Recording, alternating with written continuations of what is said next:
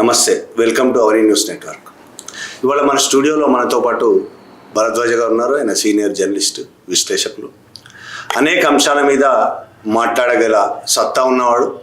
ఇవాళ గతంలో చాలాసార్లు మాట్లాడుకున్నదే, కానీ మళ్ళీ కొత్తగా ప్రతిసారి కొత్తగా మాట్లాడుకోవాల్సిన అంశం కగార్ అంశం. అదే భరద్వాజ గారి భాషలో చెప్పాలంటే జాతీయ కగారు, అంతర్జాతీయ కగారు కూడా. ఇప్పుడు అంతర్జాతీయ కగారు నడుస్తుంది. ఇజ్రాయెల్ అమెరికా జట్టుగా ఇరాన్ మీద దాడి చేస్తుంది. ఇక్కడ కగార్ దాదాపు సంవత్సరం పైననే కగార్ నడుస్తుంది. కగార్ అంతిమం ఈ నెల 31కి అంతం అయిపోతుంది. కగార్ అయిపోతుంది. మావోయిస్టులు లేని భారతదేశాన్ని సృష్టించబోతున్నానని అమిత్ షా ప్రకటించాడు. ఆ నేపథ్యంలోనే ఇవాళ ఈ విషయాల మీద చర్చించడానికి భరద్వాజ గారు స్టూడియోకి వచ్చారు. నమస్తే అండి. నమస్తే. నిన్ననే ఒక 130 మంది మావోయిస్టులు రేవంత్ రెడ్డి తెలంగాణ ముఖ్యమంత్రి రేవంత్ రెడ్డి ముందు లొంగిపోయారు. అంతకుముందు ఒక 4 సెంట్రల్ కమిటీ మెంబర్, ఒక ఆయన చీఫ్ అని చెప్పుకుంటున్నారు. జనరల్ సెక్రటరీ కాలేదు కానీ దేవుజీ దాదాపు ఆయన అయ్యేవాడని డీజీపీ ప్రకటించాడు. ఆయన ప్రకటించుకోలేదు. కానీ ఇప్పుడు అన్ని ప్రభుత్వాలే ప్రకటిస్తున్నాయి.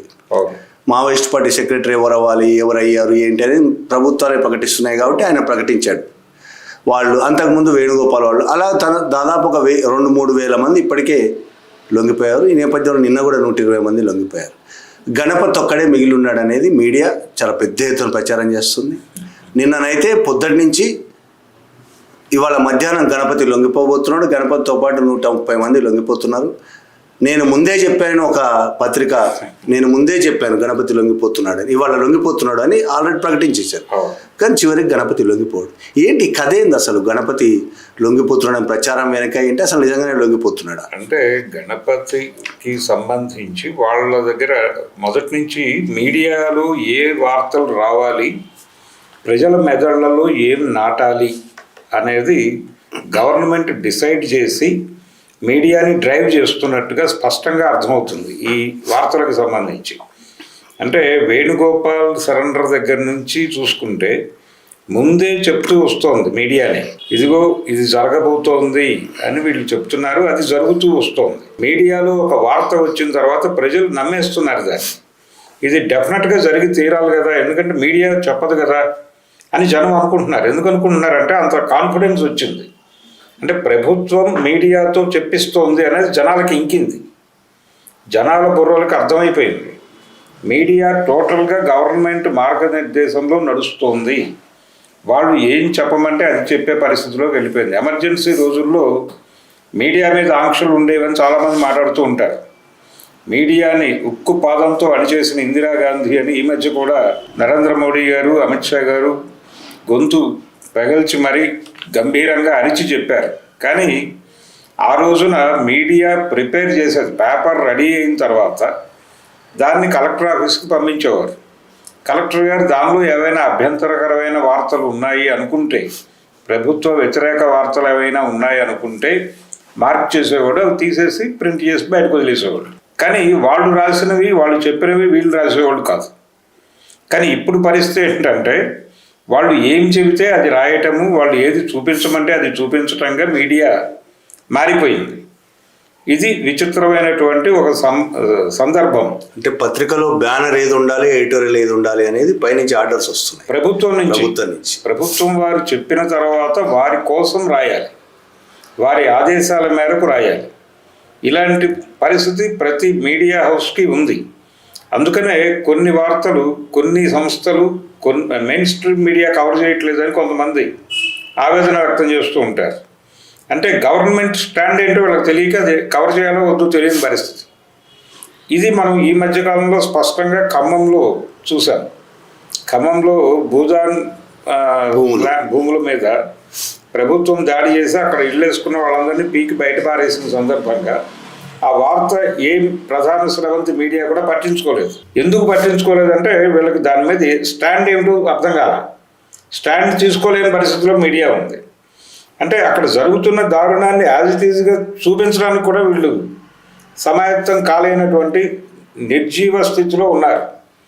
అంటే ఫోర్త్ ఎస్టేట్గా చెప్పుకుంటున్నటువంటి, రాజ్యాంగానికి ఒక పిల్లర్గా చెప్పుకునేటువంటి ఈ మీడియా అనేటువంటిది టోటల్గా ప్రభుత్వపు కనుసన్నల్లో కాదు బానిసత్వంలోకి వెళ్ళిపోయింది. ఇది ప్రస్తుతం నడుస్తున్నటువంటి సినేరియో. అంటే నేషనల్ మీడియా అలా ఉంది అని చాలా కాలంగా చెప్తుండ్రు, స్థానిక మీడియా కూడా టోటల్ ఇప్పుడు ప్రాంతీయ పార్టీలు, ప్రాంతీయ మీడియా మొత్తం కూడా దొరవారి కాంపౌండ్లోకి వెళ్ళిపోయింది. అక్కడ బీజేపీ ఎన్డీఏ కాంపౌండ్లోకి వెళ్ళిపోయినాయి ఇవన్నీ. ఎన్డీఏ భాగస్వామ్య పక్షాలుగా మారిపోతున్నాయి మీడియా సంస్థలు కూడా. కాబట్టి ఇప్పుడు మీడియా సంస్థల్లో ఉండేటువంటి న్యూస్ ప్రజెంటర్లు, ఈ డిబేట్లు కండక్ట్ చేసేటువంటి అనలిస్టులు, వీళ్ళందరూ కూడా ఆ పార్టీ కార్యకర్తల్లాగా బిహేవ్ చేస్తున్నారు. ఆ పార్టీల కార్యకర్తలకి ఎంత ఆవేశం ఉంటుందో అంతే ఆవేశం వీళ్ళు ప్రదర్శిస్తున్నారు. ఎవరైనా వాళ్ళ ప్రభుత్వ నిర్ణయానికి వ్యతిరేకంగా ఎవరైనా డిబేట్లో పాల్గొన్న వాళ్ళు మాట్లాడితే గెట్ అవుట్ అంటున్నారు, get out from my debate అని అరుస్తున్నారు. ఇది ఒక విచిత్రమైనటువంటి సందర్భం. అది ఇంతకుముందు నేషనల్ మీడియాలో ఉండేది, ఇప్పుడు తెలుగు మీడియాకు కూడా పాకింది.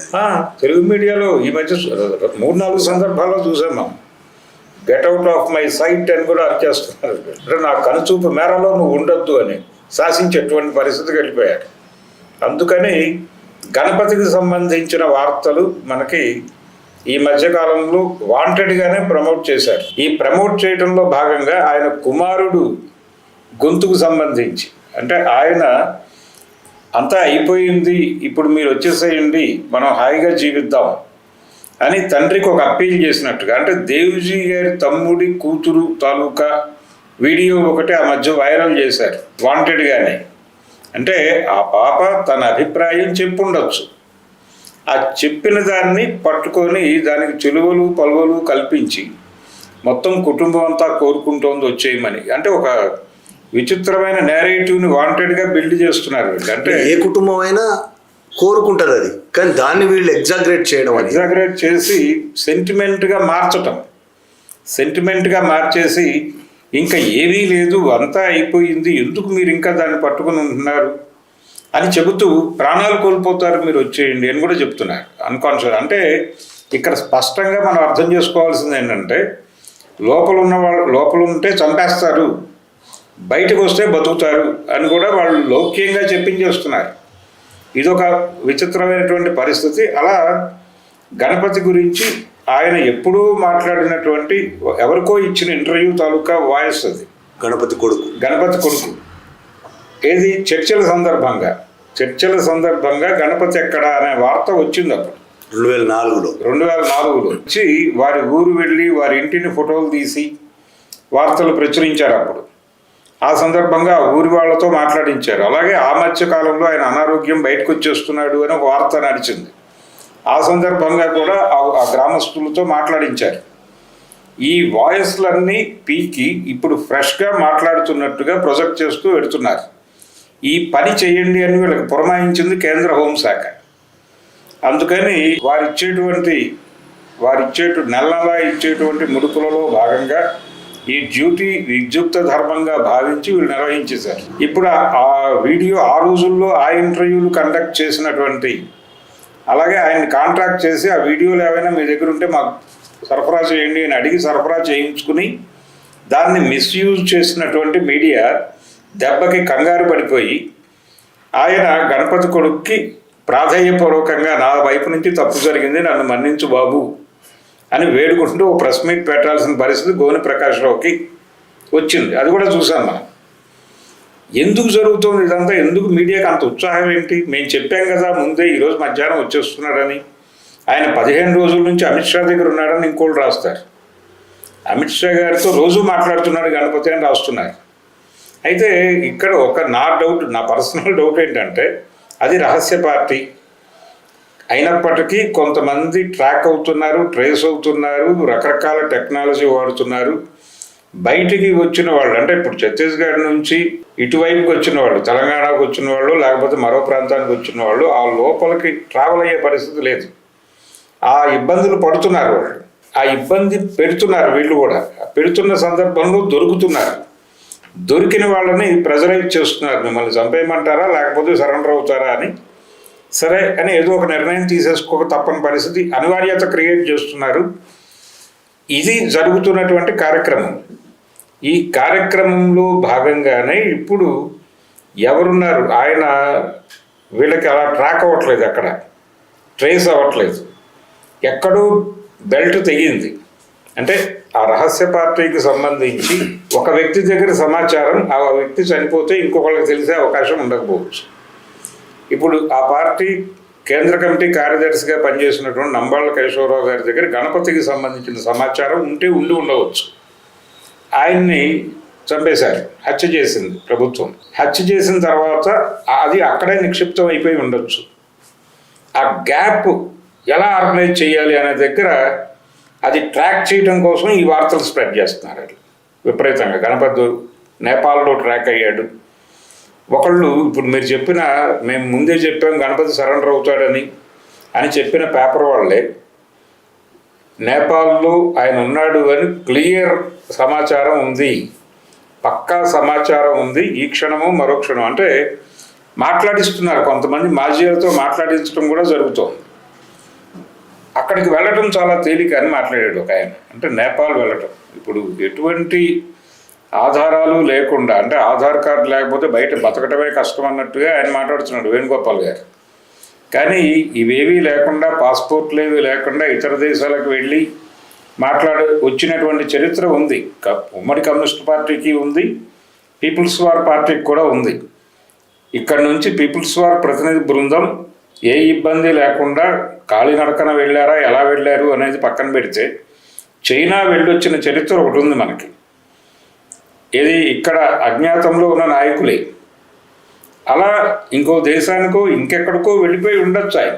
వెళ్ళిపోవడం లేకపోతే ఇక్కడే కనిపించకుండా ఉండొచ్చు. ఆ ట్రాక్ ఏదో కట్ అయింది, వాళ్ళకి మిస్కమ్యూనికేషన్ కట్ అయిపోయి దాన్ని రీబిల్డ్ చేయడం కోసం ఈ అనవసరమైన ఊహాగానాలను విపరీతంగా ప్రచారం చేస్తారు. ఇప్పుడు దేశంలో రా ఉంది, ఇంటెలిజెన్స్ వ్యవస్థ ఉంది, చాలా బలహీన పడ్డారా? మీడియా గూఢాచారులు మాత్రమే చాలా బలంగా తయారయ్యారా?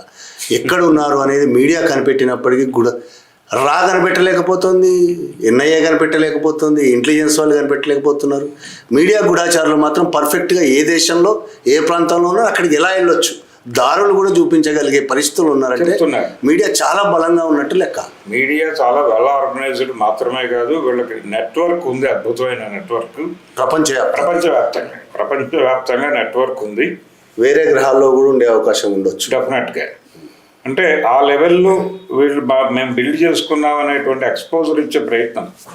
అంటే మీరు మమ్మల్ని అప్రోచ్ అవ్వండి కేంద్ర ప్రభుత్వం గారు అని చెప్పుకోవడంలో కూడా కొంతమంది ఉత్సాహం చూపిస్తున్నారేమో అనిపిస్తుంది ఇప్పుడు. అంటే మిగతా వాళ్ళందరికీ డబ్బులు వెళ్తున్నాయి, మాకు రావట్లేదు అనే దాంతో కొంతమంది ఆందోళన పడి మమ్మల్ని కొంచెం గుర్తుంచుకోండి, మమ్మల్ని గుర్తించండి. మేము ఈ లెవెల్లో మేము కూడా నెల కాదు రోజు అమ్ముడు పోవడానికి కూడా సిద్ధంగా ఉన్నాం. గంటకి గంటల లెక్కన అమ్ముడు పోవడానికి మాకు ఏ రకమైన అభ్యంతరం లేదు. మీరు మమ్మల్ని ప్రాపర్గా వినియోగించుకోండి ప్లీజ్ అని అభ్యర్థనే. అంటే మేము ముందే చెప్పాము గణపతి వచ్చేస్తున్నాం. గణపతి ఆల్రెడీ ఢిల్లీలో ఉన్నాడని. నిజానికి రేవంత్ రెడ్డి గారు ఇక్కడ మావోయిస్టు పార్టీ సరెండర్ అయిపోయినటువంటి నాయకులతో ఒక మీటింగ్ జరిపాడు. ఆ మీటింగ్ మీద రకరకాల ఊహాగానాలు నడిచాయి. చాలా ఉన్నాయి ఊహాగానాలు. ఒక ఆయన అయితే వాళ్ళు కొత్త పార్టీ కోసం ప్రణాళికలు రాస్తున్నారు, నిబంధన వాళ్ళు రాస్తున్నారు. వాళ్ళు ఏమేమి అసలు లోపల ఏం జరిగిందో తెలియదు. వీళ్ళు రేవంత్ రెడ్డిలోనో, ఈ మీడియా వెళ్ళి రేవంత్ రెడ్డిలోనో లేకపోతే మావోయిస్టులో ఉన్న లొంగిపోయిన వాళ్ళలోనో కూర్చున్నట్టు వాళ్ళు 90 లక్షలు అడిగారు, వాళ్ళు భూమి అడిగారు, వాళ్ళు ఇది అడిగారు, అది అడిగారు. 5 ఎకరాల భూమి అడిగారని ఒక కథనం. అలాగే మా మీద వివిధ రాష్ట్ర ప్రభుత్వాలు ప్రకటించిన ఈ అమౌంట్ ఏదైతే ఉందో వీళ్ళ తలల మీద ప్రకటించిన వేళ అది మొత్తం కన్సాలిడేట్ చేసి సింగిల్ విండో పద్ధతిలో మాకు వచ్చేలాగా ఏర్పాటు చేయండి అని అడిగినట్టుగా కూడా కొంతమంది రాశారు. అయితే వాస్తవానికి నాకు అనిపిస్తుంది ఏంటంటే అది వీళ్ళు అడిగి ఏర్పాటు చేసుకున్న మీటింగ్ అయితే కాదు. అది రేవంత్ రెడ్డి గారు వారు అనుకుని వారికి పైనుంచి వచ్చిన ఆదేశాల మేరకు వీళ్ళని పిలిచి మాట్లాడాడు అంతవరకే. వీళ్ళు ప్రతిపాదనలు చేసింది కూడా ఏమీ ఉండదు ఆ మీటింగ్లో. వారు చెప్పింది విన్నారు అంతే. విని మధ్యలో ఎక్కడైనా వారు అడిగిన ప్రశ్నలకి సమాధానాలు చెప్పారు తప్ప వీళ్ళు అడిగి పెట్టించుకున్న మీటింగు కాదు అది. వీళ్ళు ఏదో ప్రతిపాదనలు పెట్టడం కోసం జరిగిన మీటింగ్, అంతకంటే కాదు అది. కాబట్టి ఆ యాంగిల్ ఒక్కటి రాయలే. అసలు వీళ్ళు అడిగితే ముఖ్యమంత్రి గారు మీటింగ్ ఎలా పెడతాడు? అసలు ఆ కామన్ సెన్స్ కదా అది. ఆ కామన్ సెన్స్ పాయింట్ కూడా పక్కన పెట్టేసి వీళ్ళు ఇష్టం వచ్చినట్టు వీళ్ళు ఏది అనుకుంటే అది రాయేశారు. బయటికి వెళ్ళేటప్పుడు కానీ లోపలికి వచ్చేటప్పుడు కానీ మీడియా మిమ్మల్ని రకరకాల ప్రశ్నలు అడుగుతుంది. మీరు ఎవరితోనూ ఏ మాట చెప్పకుండా వెళ్ళాలి. కానీ మీడియాని మేము ఎలా చేస్తాం, మీడియాని అడగమని కూడా మేమే చెప్తాం. కానీ మీరు ఎక్కడా కూడా టెంప్ట్ అవ్వకూడదు అని ఒక కాషన్ ఇచ్చారు వాళ్ళకి. అది కనిపించింది స్పష్టంగా వీడియోలో. వాళ్ళు చాలా ఇన్నోసెంట్గా అలా చూసుకుంటూ వెళ్ళిపోయారు. ఇదేంటి మనకేమో అలా చెప్పారు, ఇక్కడేమో ఇలా జరుగుతోంది, మనం ఎలా రియాక్ట్ అవ్వాలి, మనం ఎలా రియాక్ట్ అయితే వారు ఎలా రియాక్ట్ అవుతారు, ఇలాంటి రకరకాల గందరగోళం అంతా వాళ్ళ ముఖాల్లో కనిపిస్తుంది. ఇప్పుడు దేశంలో మావోయిస్టులను అంతం చేయాలని అదాని అంబానీల కోసం కావచ్చు, వేదాంత కోసం కావచ్చు, ఎవరి కోసమైనా సరే అంతం చేసి తీరాలని అమిత్ షా అనుకుంటున్నాడు. దానిలో భాగంగా అన్ని ప్రభుత్వాలు అనుకుంటున్నాయి. కానీ అంతం చేయాలని మీడియాకు కూడా ఎందుకు కోరిక కలుగుతోంది అనేది. మీడియా మాత్రమే కాదండి, మొత్తం దేశంలో ఉన్న వాళ్ళందరూ కూడా దీన్ని హర్షిస్తున్నారు.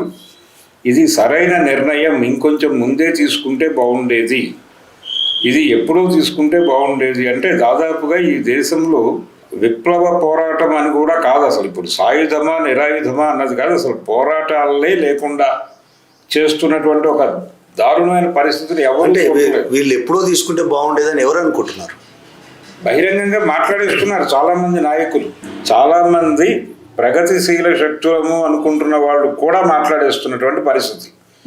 ఏదో మేరకు లెఫ్ట్ పార్టీల్లో పనిచేసిన వాళ్ళు కూడా వాళ్ళు ఏం మాట్లాడుతున్నారు, ప్రస్తుతం ఉన్న టెక్నాలజీలో మీరు అజ్ఞాతంగా ఉండలేరు కాబట్టి బయటకు వచ్చేయండి, బయటకు వచ్చేటప్పుడు ఆయుధాలు కుదరదు కాబట్టి మీరు ఆయుధాలు అప్పచెప్పేయండి, అందుకని బహిరంగం కండి. బహిరంగం అయ్యి ఏం చేయాలి, బహిరంగం అయ్యి మేము ఎలా ఉన్నామో మీరు అలాగే ఉండండి అని చెప్పడం. అంటే మేము ఏదో పనులు చేసుకుంటున్నాం, మధ్య మధ్యలో ప్రభుత్వ దుర్మార్గాల్ని ఏదో సోషల్ మీడియాలో అక్కడ ఖండిస్తున్నాం, అదే మీరు చేయండి. అదే మీరు కూడా వచ్చి ఏదో ఒక వృత్తుల్లో స్థిరపడిపోయి మీ జీవితాల్లో మీరు స్థిరపడిపోయి మీ గ్రామాలకు మీరు వెళ్ళిపోండి. వీలైతే సర్పంచ్ గానో కౌన్సిలర్ గానో ఉండండి, లేదంటే ఏదో పార్టీలో చేరి ఒక ఎమ్మెల్యే ఉండండి. అలా ఉండటం కూడా తప్పేం కాదు. అలా ఉంటూ మీరు పౌర జీవితంలో ఉంటూ కొన్ని మాటలు చెప్పండి. మాటలు చెప్పడం వరకు ఎవరికీ అభ్యంతరం లేదు. కానీ పోరాటం అనేటువంటి పదం ఉండకూడదు, ఆచరణలో ఉండకూడదు, ఆచరణ ఉండరాదు. ఆచరణ లేని మాటలు మీరు ఎన్నైనా చెప్పవచ్చు. ఆ చెప్పడానికి మీకు వెసులుబాటు కల్పించుకోండి, మీకు మీరు వెసులుబాటు కల్పించుకోండి అనే పద్ధతిలో ఇప్పుడు ఇదే ఆచారం జరుగుతోంది ఎక్కడైనా. ఇది సాంప్రదాయం. లొంగుబాటుని వ్యతిరేకిస్తూ ఎవరు మాట్లాడినా వాళ్ళ మీద దాడి జరిగి వాళ్ళు ద్రోహులు వాళ్ళ మీద ట్రోల్ జరుగుతాం. వాళ్ళు హంతక ప్రవృత్తి కలిగిన వాళ్ళు అని మాట్లాడుతున్నారు. హంతక ప్రవృత్తి అంటే వాళ్ళు బయటకు వచ్చే వాళ్ళని చచ్చిపోమని చెప్తున్నారు లోపల ఉండి. వీళ్ళు బయట ఉంటారు, వాళ్ళ బయటకు వస్తే వీళ్ళకి కడుపు అంటారు, వాళ్ళు అక్కడే చచ్చిపోవాలి. ఆ మాట వాళ్ళతో కూడా మాట్లాడించే ప్రయత్నం చేస్తున్నారు. ఇది మీరు ఉద్యమం చేస్తామని వెళ్ళారు, మిమ్మల్ని ఎవరు బతిమాలలేదు. ఇంటికి వచ్చి మీ ఆచరణ, మీకున్నటువంటి సైద్ధాంతిక నేపథ్యము, మీరు డిజైన్ చేసుకున్నటువంటి జీవితంలోకి మీరు వెళ్ళారు. మీరు అనుకున్న జీవితం, మీరు కోరుకున్న జీవితంలోకి మీరు వెళ్ళారు, ఆ యుద్ధంలో పాల్గొన్నారు. అది మీ ప్రిపేర్డ్నెస్. అక్కడ వరకు బాగానే నడిచింది. మీకు అది ఇబ్బంది అనిపించినప్పుడు పర్సనల్గా మీ ప్రిపేర్డ్నెస్ తగ్గినప్పుడు నా ప్రిపేర్డ్నెస్ పరిధి మేరకు నేను బయటకు వచ్చేస్తున్నాను చెప్పడం తప్పేం కాదు. కానీ ఇది ట్రెడిషను, ఇప్పుడు పనిచేసే పోరాడేటువంటి పరిస్థితి లేదు అని చెప్పడం దుర్మార్గం. పోరాడే పరిస్థితి లేదు అని చెప్పడం అనేది బయట వాళ్ళు చేస్తున్నటువంటి ఇంకో దుర్మార్గం. అంటే నిన్న కూడా రేవంత్ రెడ్డి గారు మాట్లాడుతూ ప్రభుత్వం దగ్గర ప్రజలని, అంటే లా అండ్ ఆర్డర్ సెక్యూర్ చేయడం కోసం ఆయుధాలు ప్రభుత్వం దగ్గర ఉండాలి, ప్రజలు ఎవరు ఆయుధాలు పట్టుకోకూడదు. అంటే ప్రభుత్వము, పోలీసులు ఆయుధాలు పట్టుకుని వాళ్ళు దాడులు చేస్తారు. ఇప్పుడు వాళ్ళు భూదాన్ భూముల్లో ఆ ఇళ్ళు ఖాళీ చేయించడానికో లేకపోతే సున్నం చెరువులో కట్టుకున్నటువంటి పేదలను ఆ ఇళ్లలోంచి వేకేట్ చేయించడానికి పోలీసులను ఉపయోగిస్తారు. వాళ్ళు వెళ్ళి తన్ని బయటకు లాగుతారు. వాళ్ళని ఈ తన్నటం అనేది, లాఠీ చార్జ్ చేయటం, కొట్టి బయటకు లాగటం అనే దగ్గర ఎందుకు ఆయుధాన్ని ఉపయోగిస్తున్నారు?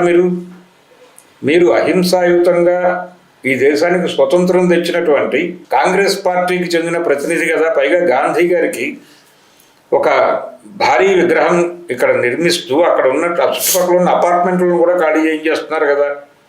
వాళ్ళందరికీ నోటీసులు సర్వ్ అయిపోయినాయి ఆల్రెడీ. వెళ్ళకపోతే ఏ క్షణమైనా హైడ్రా వెళ్ళి వాళ్ళ ఇళ్లలోంచి బలవంతంగా బాధి బయటకు తీసుకొచ్చే పరిస్థితి కనిపిస్తోంది. ఎందుకు ఇంత వైలెంట్గా గాంధీ గారికి పూర్తి భిన్నంగా మీరు వ్యవహరిస్తున్నారో ఒక వివరణ ఇవ్వాలి కదా ఆయన. ఆ వివరణ ఇవ్వకుండా ఇవన్నీ చేయాలంటే, అంటే ప్రజలని కంట్రోల్ చేయాలంటే, లా అండ్ ఆర్డర్ కాదు కంట్రోల్, ప్రజలని కంట్రోల్, ప్రజల నుంచి వచ్చే నిరసనల్ని కంట్రోల్ చేయాలంటే ప్రభుత్వం దగ్గర ఆయుధాలు ఉండాలి అని స్పష్టంగా చెప్పాడు ఆయన. చెప్పి ప్రజల దగ్గర ఆయుధాలు ఉండకూడదు, అంటే ప్రతిఘటన అనేది ఉండరాదు, అది సాయుధ ప్రతిఘటన అయ్యి అంతకంటే ఉండరాదు. కాబట్టి ప్రజలు లోబడి ఉండాలి, ప్రభుత్వానికి లోబడి ఉండాలి. ప్రభుత్వ నిర్ణయాన్ని వ్యతిరేకించటం అంటే రాజద్రోహము, వాళ్ళ తలలు నరికి కోట గుమ్మానికి వేలాడ తీయబడు. ప్రభుత్వ నిర్ణయం అంటే ఇప్పుడు ల్యాండ్ ఆక్రమించుకున్నది గవర్నమెంట్, ల్యాండ్ నుంచి పేదలు పంపించేశారు. ఆ ల్యాండ్ని ఏదో కార్పొరేట్ కంపెనీకి ఇవ్వడమే కదా అంతే. ప్రభుత్వ నిర్ణయం అంటే దండకారణ్యం ఉన్న భూములను అదానికో వేదాంతకో ఇవ్వడమే కదా. వేదాంత లాంటి అదాని, వేదాంత, అంబానీ లాంటి కార్పొరేట్ కంపెనీలకి భూములు ఇవ్వడం కోసం వాళ్ళ దగ్గర ఆయుధాలు, వాళ్ళని కాపాడడం కోసం వీళ్ళ ఆయుధాలు ఉన్నాయి. కానీ ఏమనకుండా నోరు మూసుకొని కూర్చోవాలి ప్రజలు. ఎందుకు వీళ్ళ దగ్గర ఆయుధాలు ఏం కట్ట కూడా ఉండదు, కర్ర కూడా ఉండదు. ఉండరాదు అని మాట్లాడాడు ఆయన అధికారికంగా.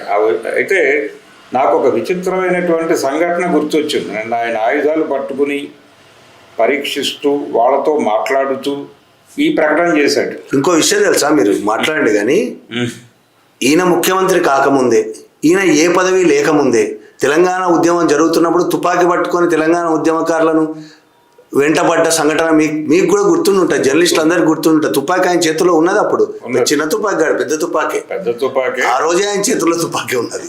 ఇప్పుడు నేను ఆయన దగ్గర నుంచి కోరుకోదలుచుకున్న వివరణ ఏంటంటే, బాబ్లీ ప్రాజెక్టు మీదకి చంద్రబాబు గారి ఆధ్వర్యంలో వైఎస్ హయాంలో ఇక్కడ నుంచి నిరసన తెలియజేయడానికి వెళ్ళారు. తెలుగుదేశం పార్టీ కార్యాలయం నుంచి వెళ్ళారు. కవరేజ్ని అంటే అక్కడికి ఎవరిని పంపాలి, ఏ రిపోర్టర్ వెళ్ళాలి అనేది చూడటం కోసం ఎర్లీ మార్నింగ్ వెళ్ళిపోయి అక్కడ ఉండాల్సి వచ్చింది. ఎన్టీఆర్ ట్రస్ట్ దగ్గర ఉన్నప్పుడు ఎవరెవరు వాళ్ళ వాహనాల్లో ఎలా పెడుతున్నారు అనేది చూసే ఒక భాగ్యం దక్కింది. ఆ సందర్భంగా రేవంత్ రెడ్డి గారు తను ఎక్కే కారులోకి ఒక రైఫిల్ ఇలా విసిరి సీట్లోకి, మేమందరం చూస్తున్నామని తెలుసు, ఆయన వాంటెడ్గా చేసిన ప్రదర్శన అది, కెమెరాల్లో కూడా వచ్చింది అది. అలా రైఫిల్ విసిరి ఆ తర్వాత తను కూర్చున్నాడు. తను మామూలుగా గోప్యంగా పట్టుకుని కూర్చోవచ్చు, కానీ ప్రదర్శించాలి అనేటువంటి ఒక కోరిక ఉంది ఆయనకి. ఆ కోరికతో ఆ ప్రదర్శన చేసి అప్పుడు ఆ కారులో కూర్చున్నాడు ఆయన. మరి అదెందుకు ప్రదర్శించారు? ఈ జ్ఞానం అప్పుడు లేదా మీకు? ఇప్పుడు ఏమైనా మారారా? కాబట్టి దీనికి మాత్రమే కాదు, మీరు ప్రజల్ని ఆయుధం పట్టుకోవద్దు అని చెప్పినప్పుడు మీ ఎమ్మెల్యేల దగ్గర ఉన్నటువంటి, లేదు అసలు టోటల్గా శాసనసభ్యులుగా ఉన్న ప్రతి పార్టీకి చెందిన, ఏ పార్టీకి చెందిన శాసనసభ్యుడికైనా చాలా స్పష్టంగా గన్మ్యాన్లు ఉంటారు. గన్మ్యాన్లతో పాటు వాళ్ళకి పర్సనల్ లైసెన్స్డ్ వెపన్ మాత్రమే కాదు, లైసెన్స్ లేని వెపన్లు చాలా ఉంటాయి వాళ్ళ దగ్గర. ఎందుకు ఎమ్మెల్యేలు అందరూ సాయుధంగా ఉన్నారు అనే దానికి కూడా సమాధానం చెప్పాలి కదా. ఎమ్మెల్యేలు సాయుధంగా ఉండాలని ఏమన్నా చట్టం ఉందా? దానికి వివరణ ఇవ్వాలి కదా. ప్రజల్ని నిరాయుధుల్ని చేసి, ప్రజలను దిక్కులేని వాళ్ళని చేసి, మీరు ప్రజల్ని ముష్టివాళ్ళుగా మార్చేటువంటి స్కీములు అమలు చేస్తూ, వాళ్ళు తిరగబడకుండా, తిరుగుబాట్లు అనేవి రద్దు చేసి, వాళ్ళు సాయుధంగా తిరగబడకుండా చేసి, వాళ్ళ చేతుల్లో ఆయుధాలు ఉండటమే తప్పని చెప్పి, మేము మిమ్మల్ని మీరు కనుక ఎదురు తిరిగితే మేము చంపేస్తాం అని చెప్పేస్తే ఏం చేయాలి వాళ్ళు? అంటే ప్రజల ప్రతిఘటనని నియంత్రించే ప్రయత్నం చేయటంగా ఆయన ప్రకటన నడిచింది. అంటే వీళ్ళు కూడా ఇప్పుడు రేవంత్ రెడ్డి లాంటి వాళ్ళు కూడా స్వతంత్రంగా నిర్ణయాలు తీసుకునే పరిస్థితుల్లో ఉన్నారా? లేదు. అక్కడ అమిత్ షా, మోడీ వాళ్ళు ఏది చెప్తే అది వీళ్ళు వినడం, ట్రంప్ ఏది చెప్తే అది మోడీ వినడం. అంటే ప్రపంచవ్యాప్తంగా అమెరికాది మొత్తం ప్రపంచం మీద నడుస్తుంది, మోడీది మొత్తం రాష్ట్రాల మీద నడుస్తుంది. అంటే ఎవ్వరు స్వతంత్రంగా లేరు ఇక్కడ, అంత బానిసలే. ఏకధ్రువ ప్రపంచం అని అంటే సోవియట్ కుప్పకూలిన తర్వాత ప్రపంచం మీదకి వచ్చినటువంటి ఒక నెరేటివ్ ఏకధ్రువ ప్రపంచంగా మారింది అని. ఈ ఏకధ్రువ ప్రపంచం అనే నమ్మకం సడలింది. ఆ సడలిన నమ్మకాన్ని నిలబెట్టుకోవడం కోసం ట్రంప్ గారు ఎక్కడ పడితే అక్కడ దాడులు చేస్తున్నాడు. వెనిజులాలో జరిగినటువంటి దాడి, అక్కడి నుంచి జరిపినటువంటి అరెస్టు మనం చూసాం. అరెస్టా? కిడ్నాప్ అని మనం అంటున్నాం, వారు అరెస్ట్ అని చెప్తున్నారు. అంటే అసలు ఇప్పుడు ఉదాహరణకి హైదరాబాద్లో ఉన్నటువంటి ఒక వ్యక్తిని, హైదరాబాద్లో ఉన్న వ్యక్తిని విజయవాడ పోలీసులు వచ్చి అరెస్ట్ చేయాలన్నా ఇక్కడ ఉన్నటువంటి పోలీస్ బాస్కు తెలియకుండా చేయటానికి అవకాశం లేదు. కానీ అమెరికా నుంచి నేరుగా ఏ దేశంలో ఉన్న ఎవరినైనా సరే అరెస్టు చేసి పట్టుకెళ్ళిపోయేటువంటి అధికారం మాకు ఉంది.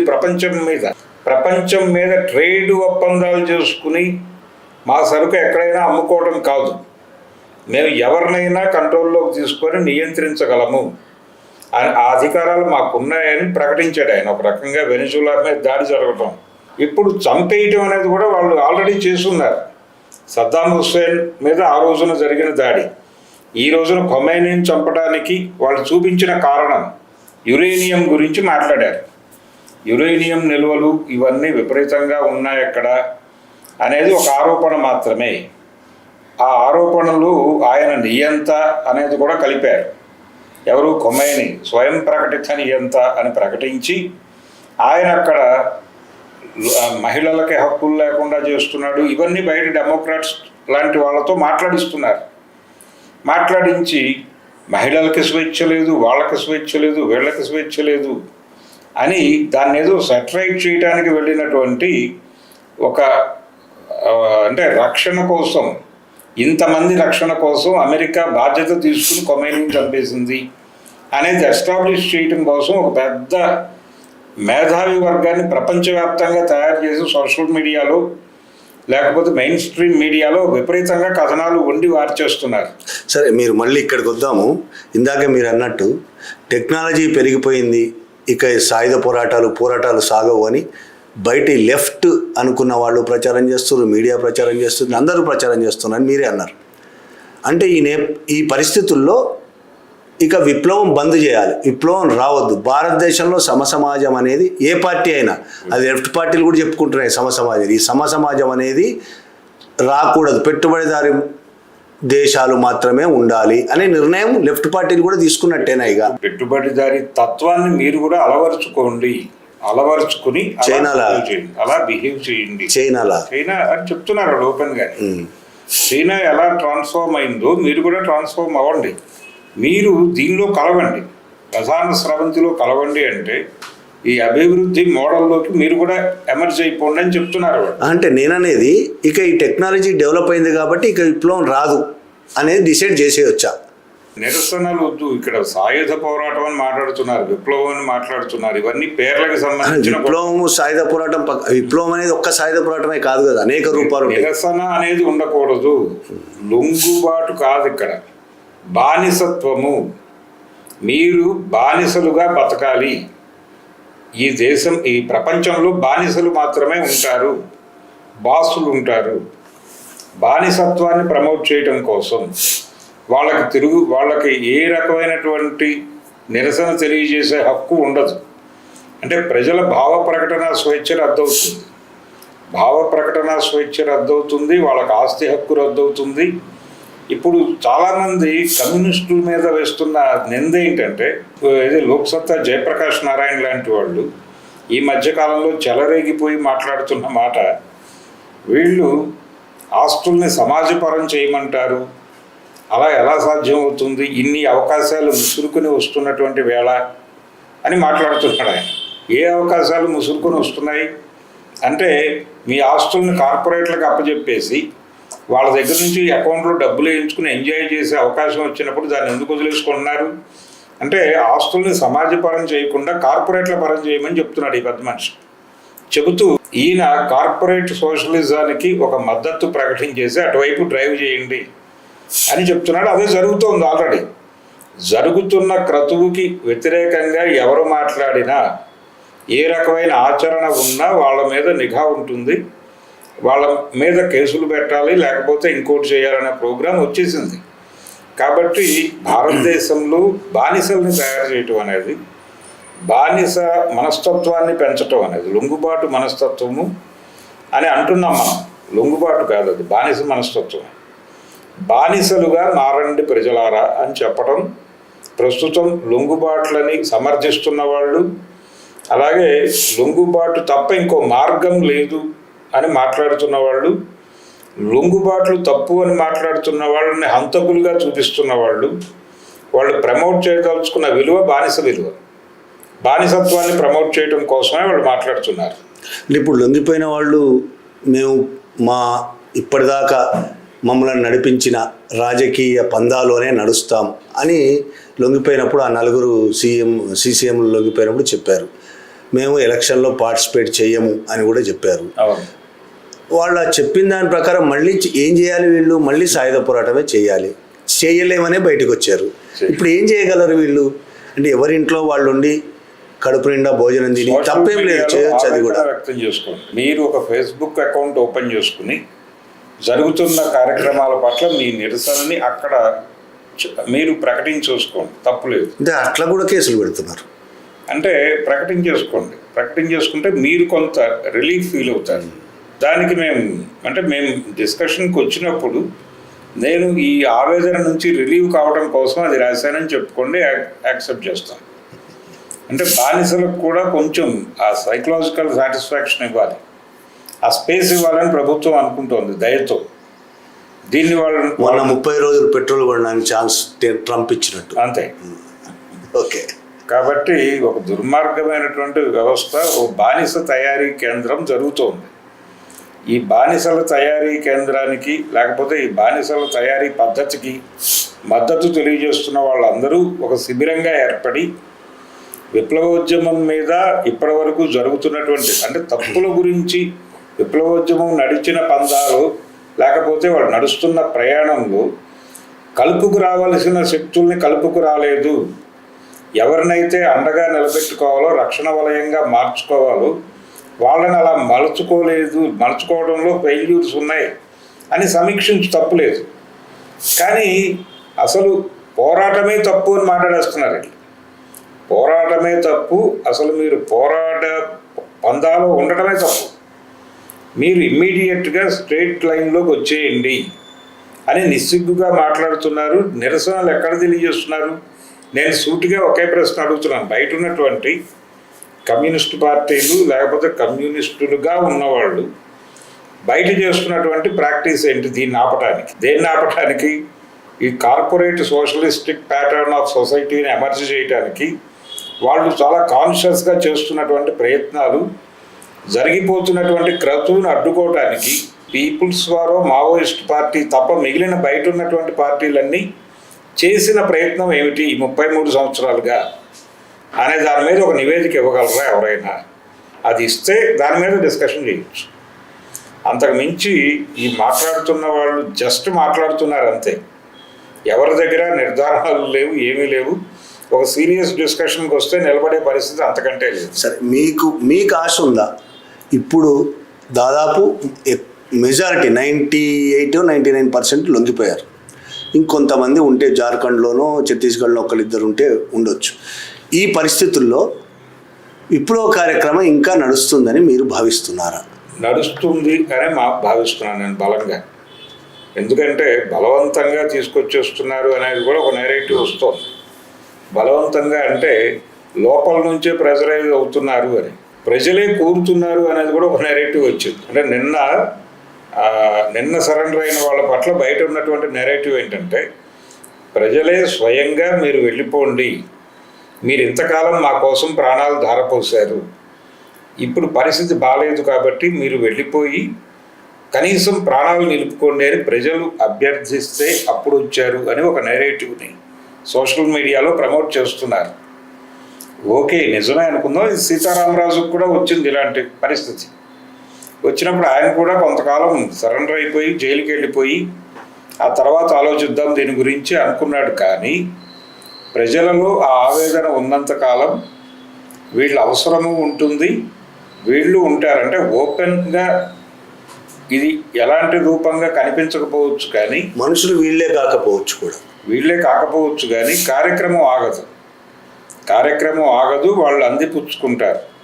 ఆ రోజున సీతారామరాజుని పరిస్థితి బాగాలేదు అని చెప్పిన వాళ్ళు తర్వాత మళ్ళీ ఆయుధం అందుకున్నారు కదా. ఆయుధం అందుకుని అదే యాక్ట్కి వ్యతిరేకంగా వాళ్ళు రోడ్ల మీదకి వచ్చిన సందర్భం ఉంది. కాబట్టి ఇది ఆగిపోతుంది, ఏదో ఆపేశాను నేను అని ఆయన అనుకున్నా, లేకపోతే ఈ లొంగుబాట్లు చూపించి ఇదొక వ్యాపారం చేయబోతున్నారు. అంటే మేము ఇన్ని వేల మందిని లొంగ తీసుకున్నాం కాబట్టి అయిపోయిందని ఏప్రిల్ 1వ తారీఖున ఒక పెరేడ్ నిర్వహించి దీని ద్వారా మీరు హ్యాపీగా వచ్చి ఇక్కడ పెట్టుబడులు పెట్టుకోవచ్చు. ఇక్కడ ఏ రకమైనటువంటి నిరసనలు లేవు, ఉన్నటువంటి ఎక్స్ట్రీమ్ నిరసనని మేము కంట్రోల్ చేస్తాం.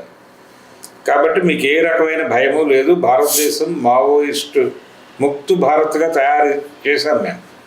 సో మీరు హ్యాపీగా వచ్చి మాతో వ్యాపారం చేయండి, మీరు వ్యాపారాలు పెట్టుకోండి, మేము స్థలాలు ఇస్తాం, మీ సంస్థల్లో మాకు షేర్లు ఇవ్వండి, మేము పెట్టే వ్యాపారాల్లో మీరు షేర్లు కొనండి, మనం అలా బిజినెస్ చేసుకుంటూ ముందుకెళ్దాం. ఈ ప్రజలు నాశనం అయితే పోతారు, వీళ్ళు ఏమైపోతే అది అయిపోతారు, మనకు సంబంధం లేదు.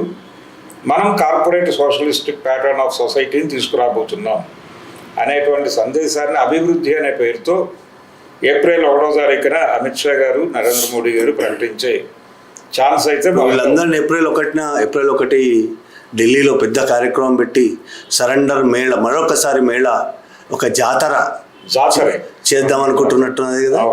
ఆ జాతర ద్వారా ఎండ్ కార్డ్ వేస్తున్నాం మావోయిజానికి, మావోయిస్టు పార్టీకి కాదు, మావోయిజానికి ఎండ్ కార్డు వేస్తున్నామని కూడా ప్రకటించబోతున్నారు. ఆ రోజు గణపతి వస్తున్నాడు అక్కడికి అనేది కూడా మళ్ళీ ప్రచారం మొదలైంది. నిన్న వస్తారని ప్రచారం చేశారు, రాకపోయేసరికి అక్కడికి వస్తున్నాడు డైరెక్ట్ నేపాల్ టు ఢిల్లీ ఫ్లైట్లో వస్తున్నాడా, వెహికల్లో తీసుకొస్తున్నా తెలియదు. ఆల్రెడీ ఆయన ఆఫీస్లోనే రోజు కూర్చుంటున్నాడు ఆయన కదా, నెరేటివ్ అమిత్ షా ఆఫీస్లో ఆయన కూర్చుంటున్నాడు, ఆయన ఆఫీస్లో అమిత్ షా కూర్చుంటున్నాడు. ఎవరైనా ఎక్కడైనా అంటే కలిసి తిరుగుతున్నారు వాళ్ళిద్దరు అనేది చెప్తున్నా మాట. ఇది కూడా మేమే చెప్తున్నాం ప్రత్యేకంగా అని కూడా రాసుకుంటున్నారు. బ్రేకింగ్, మేమే బ్రేక్ చేస్తున్నాం ప్రజలందరి కోసం. ఇలాంటి అంటే మీడియా బానిసత్వం అనేది ప్రస్తుతం జనాలు అర్థం చేసుకున్నారు, జనాలకు అర్థమైపోయింది. అంటే చాలామంది ఓపెన్గా మాట్లాడుతున్నారు జనాలు. అంటే బస్సుల్లోనో ట్రైన్స్లోనో ట్రావెల్ అయ్యేటప్పుడు ఏమిటి పరిస్థితి అంటే, ఎందుకండి మీడియా చెప్తుంది కదా మనకి రేపు ఏం జరుగుతుందో, మనం ఎందుకు టెన్షన్ పడాలి, ప్రభుత్వం ఏ నిర్ణయం తీసుకుంటుందో మీడియా ద్వారా మనకు అర్థం చేయిస్తారు కదా, కాబట్టి మనం అందుకు చదువుదాం, అందుకు చూద్దాం అని జనం మాట్లాడుకుంటున్నారు అనే విషయం నాకు తెలియదు. ఇద్దరే కూర్చొని మాట్లాడుకున్న మీటింగ్లో ఏం జరిగిందో మొత్తం చెప్పగలుగుతుంది మీడియా. ఆ ఇద్దరు చెప్పరు, ఆ ఇద్దరు బయటికి చెప్పరు, కానీ ఆ ఇద్దరు ఏం మాట్లాడుకున్నారని మీడియా మొత్తం వివరంగా ఫస్ట్ పాయింట్ నుంచి చివరి ఏజెండా ఏంది, ఏం డిస్కస్ చేశారు, ఏం నిర్ణయాలు చేశారు అన్నీ చెప్పేస్తుంది మీడియా. ఎవరు ఏం చెప్పాలి అనేది ఈ మీటింగ్ కంటే ముందే వీళ్ళకి చెప్పేస్తారు. రేపు మీటింగ్ జరగబోతోంది, దీన్ని మీరు ఇలా ఓపెన్ చేసి కొంత మీటింగ్ జరిగిన తర్వాత ఇలాంటి స్పెక్యులేషన్ ఒకటి బయటకు పంపు చేయాలి, మీటింగ్ కంక్లూడ్ అవుతుండగా ఇది పంపు చేయాలి, వాళ్ళు వెళ్ళిపోయిన తర్వాత ఇది చెప్పాలి. ఇది టోటల్ స్క్రిప్ట్ వాళ్ళు ఇస్తున్నారు. వాళ్ళు ఇచ్చిన స్క్రిప్టులు మాట్లాడటము, వాళ్ళు ఇచ్చిన స్క్రిప్టులు అచ్చువేయటము, వాళ్ళు ఇచ్చిన స్క్రిప్టుల ప్రకారం స్టోరీలు అల్లటం తప్ప వీళ్ళు చేయగలిగింది ఏమీ లేదు, చేస్తున్నది ఏమీ లేదు. మీడియా ఇంత స్టాఫ్ కూడా అవసరం లేదు అనుకున్నా, ఈ పాటి పనికి మీడియా అక్కర్లేదు, ఇంత స్టాఫ్ కూడా అవసరం లేదు. చింతనాపరుల అవసరం ఇప్పుడు మీడియాకి లేదు. ఆలోచన ఉండొద్దు, రాతగాళ్ళ పని కూడా అవసరం. రాతగాళ్ళు మెదడుతో ఆలోచించి ఆ సందర్భాన్ని విశ్లేషించేటువంటి న్యూట్రల్ ఫిగర్స్ ఉండేవాళ్ళు ఇదివరకు, వాళ్ళు ఎవరి అవసరము మీడియాకి లేదు. అంటే న్యూట్రల్ స్టాండో లేకపోతే మరొకటో తీసుకునే పరిస్థితి అంతకంటే లేదు. కాబట్టి ప్రతి ఒక్కరూ ఏదో ఒక అంటే వాళ్ళు చెప్పింది రాయటానికి వీళ్ళెందుకు, వ్యాసాలు కూడా పత్రికల్లో ఎడిట్ పేజీలో వస్తున్న వ్యాసాలు కూడా వాళ్ళు నిర్దేశించి రాయించుకుంటున్నారు. వాళ్ళు టార్గెట్ చేసి ఒక మనిషిని ఇది రాయండి మీరు, ఇది నీడ్ ఆఫ్ ది అవర్ అని చెప్తున్నారు. ఎడిటర్ గారు ఫోన్ చేసి నీడ్ ఆఫ్ ది అవర్ అనేది ఆయనకి ఢిల్లీ నుంచి కబురు వస్తుంది. ఆ నీడ్ ఆఫ్ ది అవర్ ఎవరితో రాయించాలో వారే డిసైడ్ చేసి చెప్తారు. వారికి వీరు ఫోన్ చేసి పోస్ట్ మ్యాన్ స్టెనో పని చేస్తున్నాడు ఎడిటర్. ఇది కండిషన్. కాబట్టి మీడియా అనేది మరణించింది. మీడియా అనేది దాని షేప్లో అది మరణించింది. ఇది ఓపెన్గా మొన్న ఖమ్మం పెడుతూ ఉండగా సోషల్ మీడియా వాళ్ళని టోల్గేట్ దగ్గర ఆపినప్పుడు వాళ్ళు ఓపెన్గా మాట్లాడారు ఈ విషయం. అంటే వాళ్ళు ఒక ఆ సమస్య వరకు లిమిట్ అయి మాట్లాడి ఇక్కడ పొంగులీటు మరొకటిలో కొనేసారు దీన్ని అని మాట్లాడారు. కొనేయటం కాదు, అది అంతర్జాతీయ స్థాయిలో జరుగుతోంది. ఇప్పుడు కొమైనీ గురించిన ఏ వార్తలు సర్క్యులేట్ అవ్వాలో వాళ్ళు డిసైడ్ చేస్తారు. ఇండియా నేషనల్ మీడియా ఏ వార్తలు ఇవ్వాలో ఇజ్రాయిల్ అమెరికా డిసైడ్ చేస్తుంది. దాని గురించి కూడా అంటే ఇక్కడ డెమోక్రాట్స్ని అనుకుంటూ భారతదేశంలో ప్రజాస్వామిక విలువలు లేవు అని అప్పుడప్పుడు కలిసేటువంటి కొన్ని గ్రూప్స్ ఉంటాయి, కొన్ని ఇంటలెక్చువల్ గ్రూప్స్. వాళ్ళు ఉన్నట్టుండి అసలు అక్కడి నుంచి వచ్చి కొమైనీని చంపడం ఏమిటి అనేది పక్కన పెట్టేసి కొమైనీ దుర్మార్గం గురించి మాట్లాడటం అనేది అగ్రెసివ్గా మొదలుపెట్టారు. మరి అది ఏమి పోకడో అర్థం కాలేదు. కొమైనీ గురించి మాట్లాడటం తప్పుగా మారింది. లొంగుబాట్లను వ్యతిరేకించడం ఎలా తప్పు, కొమైనీని అమెరికా చంపడం దుర్మార్గం అనటం కూడా అదే దుర్మార్గంగా వాళ్ళు చూస్తున్నారు. కాబట్టి కగారు జాతీయంగాను అంతర్జాతీయంగాను కూడా మీడియా చేస్తున్నటువంటి కగారు ఇది.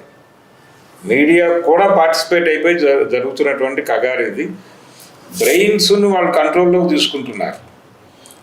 ఏం మెదడు, ఏం ఆలోచించాలి, ఏం చెప్పాలి, ఏం మాట్లాడాలి దాకా కండిషనలైజ్ అయిపోయినటువంటి పరిస్థితి ఇది గతంలో ఎన్నడూ లేదు. అంత సంక్లిష్ట పరిస్థితుల్లో ప్రపంచాన్ని పెట్టేశారు. Thank you sir, thank you very much. Thank you.